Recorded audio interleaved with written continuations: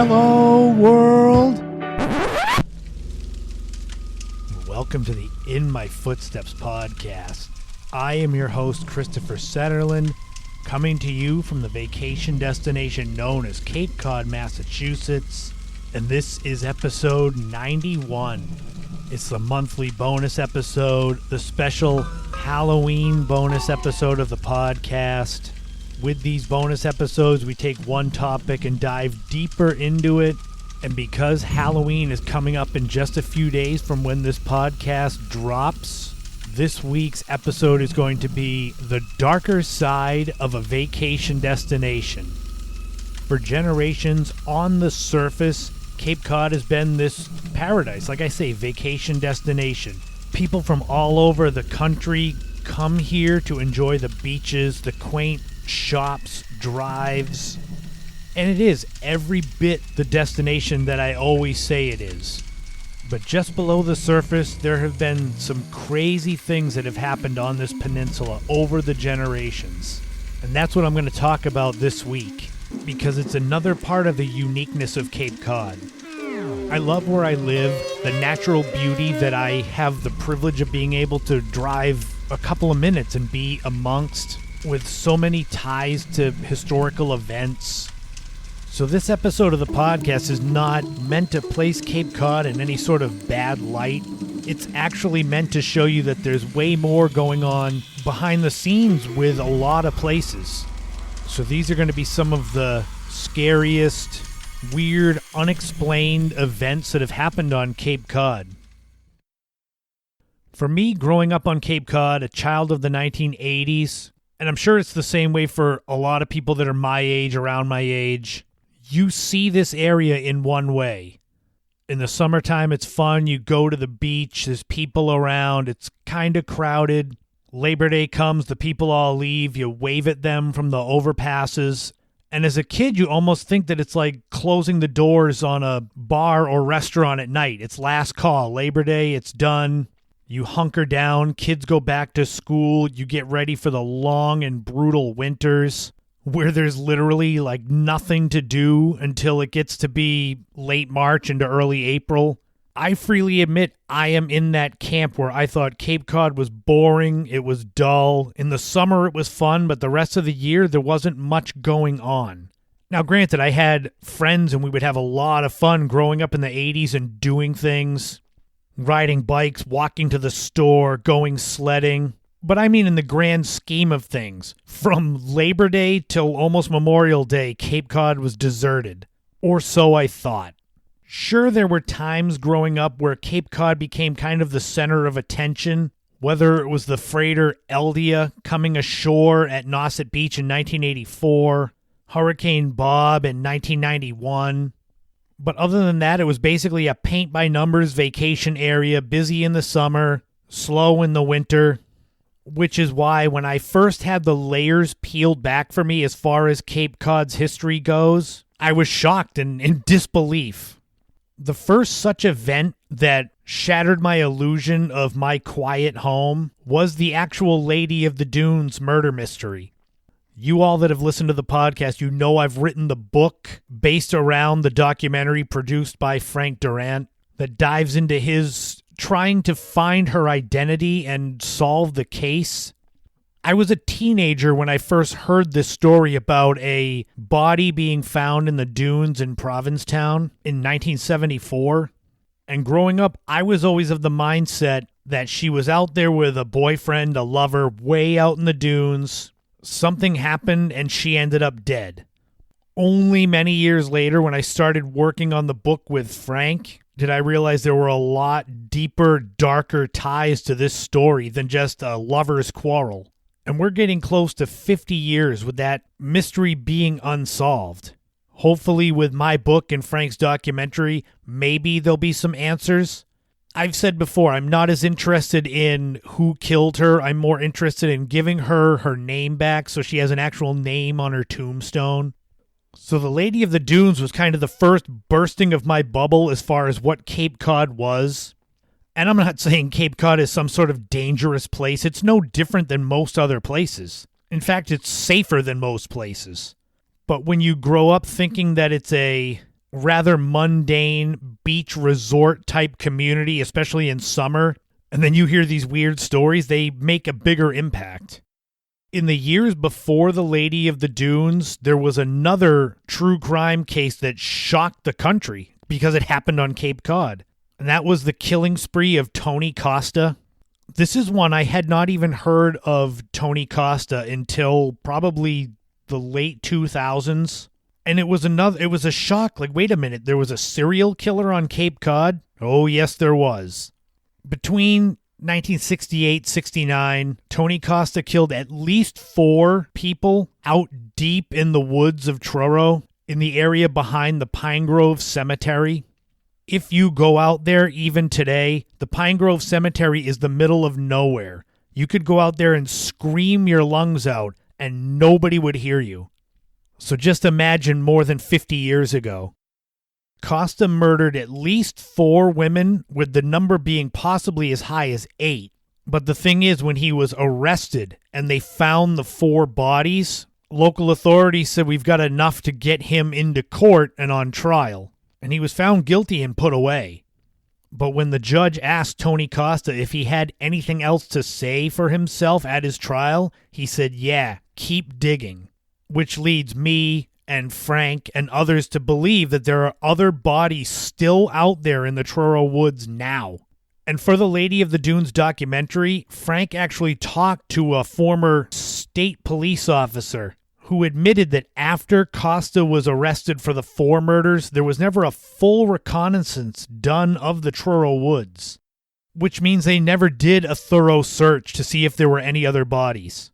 So if you're ever hiking those woods in Truro, a lot of people go mountain biking out there. There's a lot of desolate fire roads. Just think about the fact that there could be remains of another murder victim of Tony Costa within feet of you. That will creep you out. But there could be more bodies for another reason. There have been rumors bubbling below the surface for years surrounding the Lady of the Dunes that her murder was something to do with the mafia. And the fact is that legendary mobster Whitey Bulger spent a lot of time in Provincetown in the 60s and 70s. This was confirmed when the Crown and Anchor in Provincetown, when their owner at the time, Stan Sorrentino, said under oath that Whitey Bulger had been there. If you've ever taken Art's Dune tours in Provincetown that goes from Race Point Beach east through the Peaked Hill bars where the rustic dune shacks are, if you've ever been out there and seen how expansive those dunes are and how remote some of those areas are, they seem like perfect areas to drop a body. So there's rumors, legends, urban legends, that there could be victims of the mafia out in the dunes of Provincetown. And if it's anything from around the Lady of the Dunes time, you're talking 50 years with shifting sands, the blowing the sands around. There could be skeletal remains just under the dunes. Obviously, I have no information, no names. This is just one of those plausible things that could actually be true.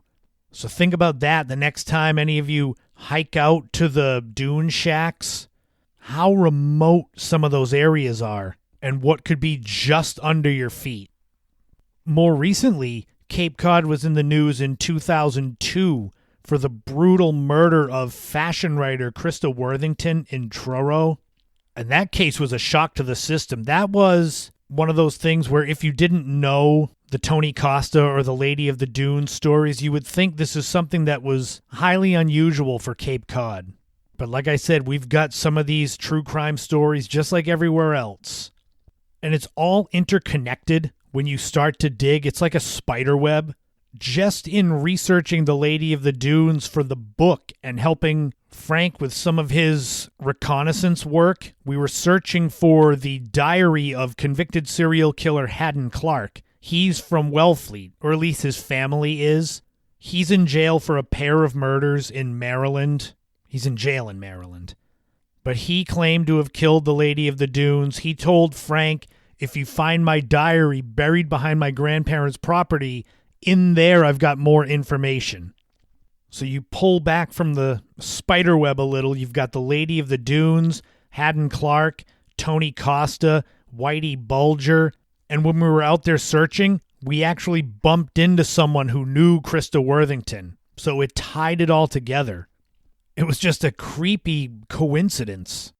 But those cases that I just went over and the mafia ties and all that, those are the brightest lights when it comes to the creepy and the true crime as far as Cape Cod goes. I just mentioned last week the obsession murders of Lizzie Coleman and Sadie Hassard from 1895-96. I hadn't even heard those stories until I started doing research for the podcast for true crime segments. And like I said, those sound like they could have been ripped out of the headlines from present day, where jealous or obsessed men stalk and kill young women. That sounds like today. Or going back a few weeks earlier, the murder for hire plot of Bathsheba Spooner. She was born and raised in Sandwich on Cape Cod and went on to pay British soldiers during the Revolutionary War money to murder her husband and dump him down a well. Obviously, with some of these, you've got to dig and find old newspaper clippings because this is not exactly stuff you put on postcards, but it's there. Wherever you're from, you've got some kind of story like that. There's a story of young Edwin Ray Snow, who around the turn of the 20th century robbed and murdered his young friend James Whittemore in South Yarmouth, in an area that's a few minutes from me that I see daily, and finding and researching that story immediately changed how I view that area.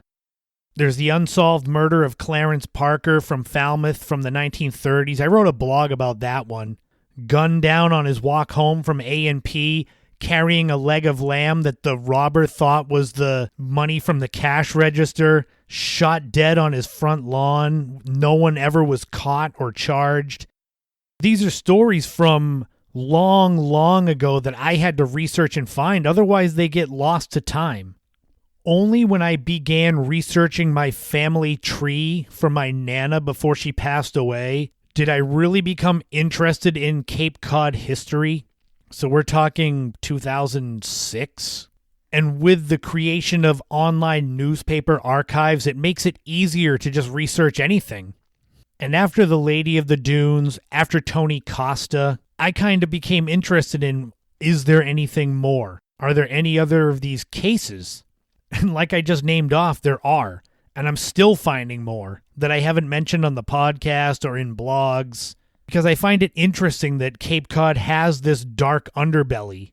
Because like I've said repeatedly, I love where I live. I love the beaches. I love the quaint main streets, the numerous beautiful scenic drives and historic homes. And I find it fascinating that there's all these true crime stories, paranormal stories, strange fires. It makes that quote-unquote boring Cape Cod that I thought I grew up in more interesting. I remember when I was probably a young teenager, my parents, probably my father, in passing, mentioned a murder behind a nightclub called the Swamp Fox in Hyannis. And that had always stuck with me, and only recently did I research it with the online archives. In 1976, a teenager named Chucky Webster was murdered and left behind there. I think he was kind of in a shallow grave for weeks. And when I told my mother that, she knew him. She knew who he was, and she knew who Richard Guarini, the man who was charged with the murder, was. So that's something that affected my actual family. One of my sisters actually had a friend of hers get murdered in a robbery attempt in 2002. And I'm not going to name names. You can look the story up. But that's another one where it kind of shatters your illusion of where you live. But it's not all murders on Cape Cod in the past. You've heard me mention about smallpox graves. You want to talk about creepy. I've mentioned on past podcast episodes about the Provincetown Secret Smallpox Cemetery. I've mentioned Thomas Ridley and his grave deep in the woods of Truro behind Montano's restaurant. And there are others. Smallpox was a terrible disease. These people were buried far from the village because they feared contaminating the people that were still alive. There are several graves that are just hidden in the woods.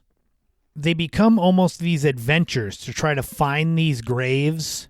And when I have found them, Thomas Ridley, the Provincetown Smallpox Cemetery, and more recently, the solo grave of Medable Wixon, which is in the woods of Harwich off of Lothrop Road.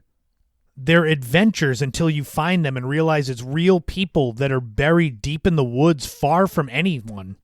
Medable Wixon is a weird story. She died during childbirth in 1832 at the age of 17, and she's buried in this little plot along with the baby.